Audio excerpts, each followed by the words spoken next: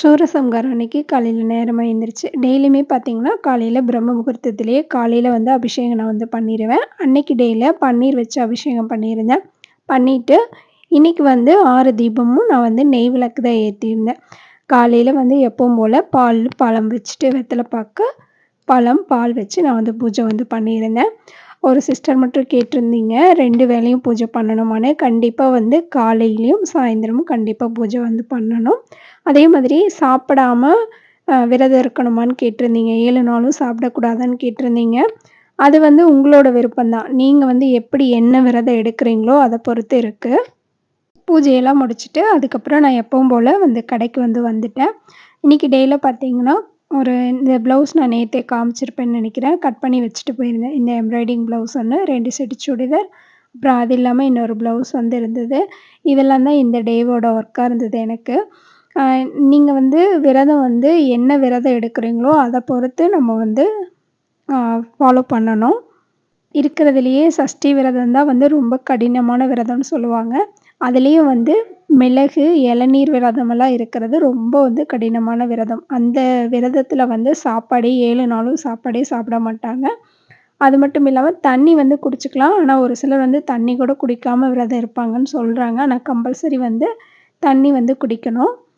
நான் பார்த்தீங்கன்னா, இந்த ப்ளவுஸ் வந்து ரெடி பண்ணிட்டேன். ரெடி பண்ணிட்டு அன்னைக்கு சூரசம்ஹாரம் இல்லைங்களா? அதனால வந்து கோவிலுக்கு வேற போகணும். ஒரு சில கோவில்ல பார்த்தீங்கன்னா, சாயந்திரம் ஒரு 6 மணிக்குள்ள வந்து சூரசம்ஹாரம் வந்து முடிஞ்சிரும். இங்க சென்னிமலையில ரொம்ப லேட்டா தான் ஸ்டார்ட் பண்ணாங்க. நான் வந்து இதுதான் ஃபர்ஸ்ட் டைம் வந்து நான் அங்க போய் பார்க்குறேன்.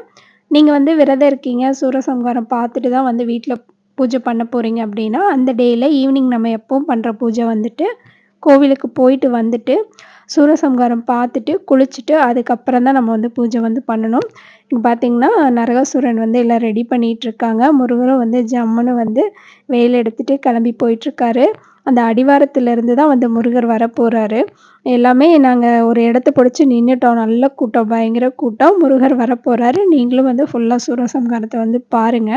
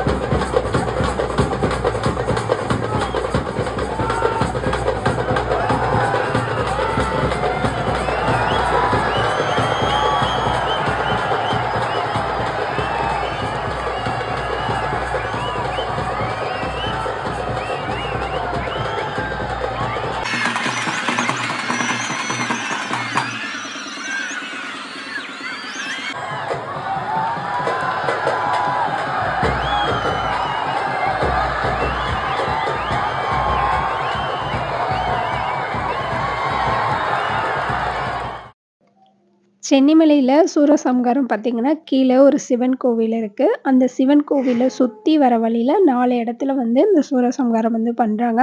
ரொம்ப சூப்பரா இருந்தது. நான் இப்ப தான் ஃபர்ஸ்ட் டைம் அப்படிங்கிறதுனால, எப்படி அந்த இடத்துல இருக்கும்போது நமக்கு அப்படி ஒரு ஒரு இதுவா இருந்தது.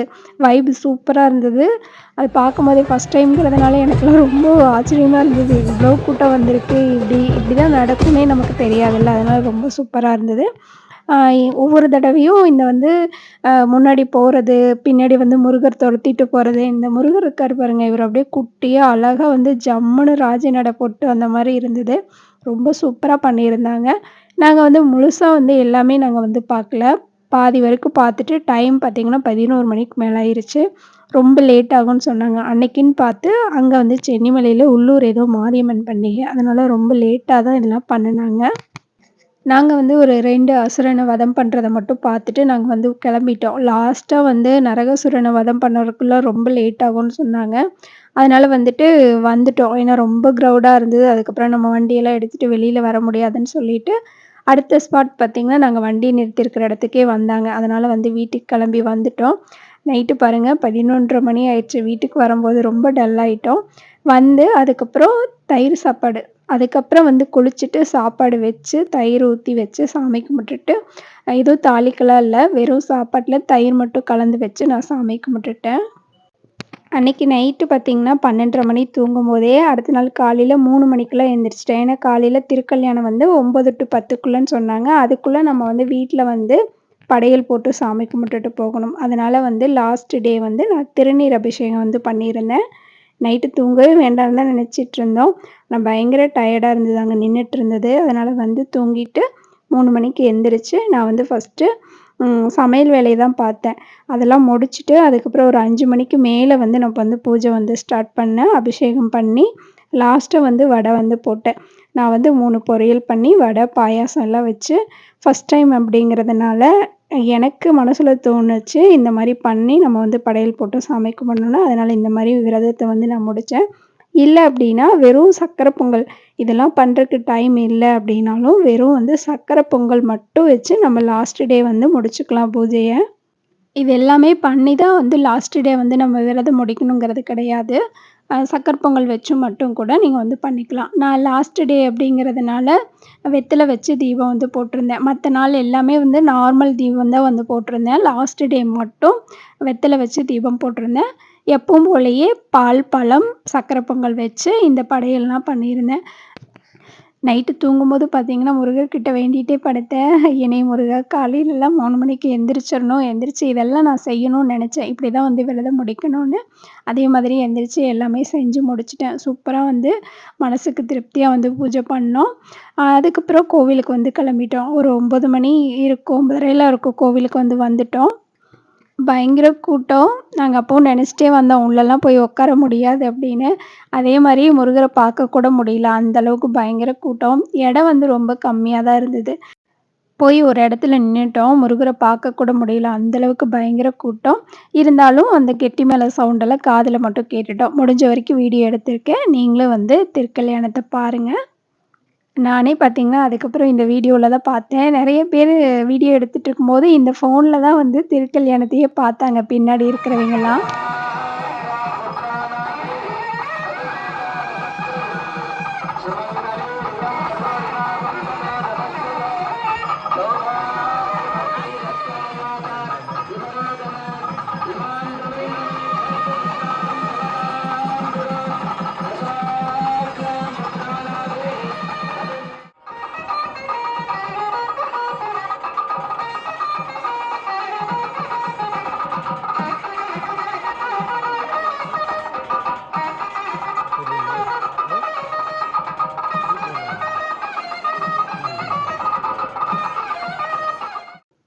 நெறைய பேர் வந்து கோவில்ல போய் முருகரோட திருக்கல்யாணம் பார்த்துருப்பீங்க. போக முடியாதவங்களுக்கு இந்த வீடியோல பார்த்துருப்பீங்கன்னு நெனைக்கிறேன்.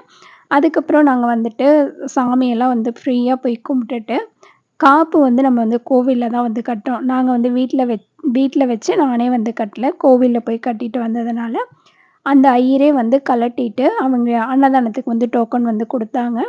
அந்த டோக்கனும் வாங்கிட்டு வந்து நாங்க இங்கேயே சாப்பிட்டு விரதம் வந்து முடிச்சுட்டோம். நீங்க வீட்லயே விரதம் முடிக்கிறீங்க அப்படின்னா, ஃபர்ஸ்ட்டு வந்து தயிர்ல வாழைத்தண்டு போட்டு சாப்பிட்டுட்டு, விரதத்த முடிச்சுட்டு, அதுக்கப்புறம் வந்து நம்ம ஆ சாப்பாடு வந்து சாப்பிட்டுக்கலாம். அங்கேயே விரதம் முடிச்சுட்டு வந்ததுனால, நான் வீட்ல காலையில படையல் போட்டு போனேன் இல்லைங்களா? அதெல்லாம் கொஞ்சம் நகர்த்தி மட்டும் வச்சுட்டு போயிருந்தேன், சாமி கும்பிட்டுட்டு.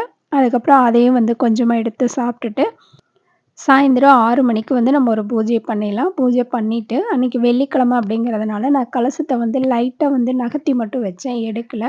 அடுத்த நாள் காலையில எடுத்துக்கலான்னு சொல்லிட்டு, நமக்கு வந்து கணக்கு வந்து நம்ம அன்னைக்கு திருக்கல்யாணம் பார்த்த அன்னைக்கு கலசம் வந்து எடுக்கணும்ல, அதனால லைட்டா வந்து நகர்த்தி வச்சிரலாம். எல்லாமே ஃபோட்டோலருந்து எல்லாமே நம்ம வந்துட்டு கொஞ்சம் நகர்த்தி வச்சுட்டு, அதுக்கப்புறம் அடுத்த நாள் காலையில வந்து நம்ம ஒரு அ கற்பூர தீபம் மட்டும் காமிச்சுட்டு நம்ம வந்து கலசத்த வந்து எடுத்துரலாம். கலசத்த எடுக்கிறதுக்கு முன்னாடி முருகர்கிட்ட நல்லா மனசார வேண்டிக்கங்க. நீங்க என்ன வேண்டுதலுக்காக விரதம் இருந்தீங்களோ, அதுக்காகவும் இந்த 7 நாளும் வந்து எந்த தடையும் இல்லாம நல்லபடியா வந்து விரதத்த நம்ம முடிச்சிருக்கோம். அதுக்கும் முருகருக்கு வந்து நன்றி சொல்லிட்டு, நல்ல முருகர மனதார வேண்டிட்டு, அதுக்கப்புறம் நம்ம வந்து கலசத்த வந்து எடுத்துரலாம். யாராவது அடுத்த வருஷம் சஷ்டி விரதம் இருக்கணும்னு நெனச்சீங்கன்னா, தாராளமா வந்து விரதம் இருங்க. எந்த பயமும் இல்ல. உங்களுக்கு என்ன தோணுதோ, அத வந்து நீங்க செய்யுங்க. கடவுள் வந்து இத தான் செய்யணும் அப்படின்னு சொல்லவே கிடையாது. உங்க மனசு திருப்திக்கு மனசு சுத்தமா, உடம்பு சுத்தமா வச்சுட்டு, உங்கனால நல்லபடியா 7 நாளும் பூஜை பண்ண முடியும் அப்படின்னா, தாராளமா வந்து விரதம் இருக்கலாம். நான் அந்த கலசத்த எடுத்து வேலுக்கு வந்து நான் பூஜை பண்ணிட்டேன். வேலுக்கு வந்து அபிஷேகம் பண்ணிட்டேன். பண்ணிட்டு அந்த தண்ணி எடுத்து நாங்க வீடு ஃபுல்லா வந்து தெளிச்சு விட்டுட்டேன். இந்த கலச தேங்காயில பார்த்தீங்கன்னா, நம்ம ஸ்வீட் ஏதாவது செஞ்சு வந்து சாப்பிட்டுக்கலாம். முருகர் படத்த எடுத்து எப்பவும் வைக்கிற இடத்துல வச்சுட்டு, முருகருக்கு வந்து ஒரு தீபம் வந்து ஏத்திட்டேன். இந்த சஷ்டியில பார்த்தீங்கன்னா, நான் எனக்கு தெரிஞ்ச மாரி விரதம் இருந்தத நான் உங்க கூட ஷேர் பண்ணிக்கிட்டேன். நீங்களும் வந்து எந்த பயமும் இல்லாம சஷ்டி விரதம் இருக்கணும்னு நெனச்சீங்கன்னா, அடுத்த வருஷம் வந்து ஸ்டார்ட் பண்ணுங்க.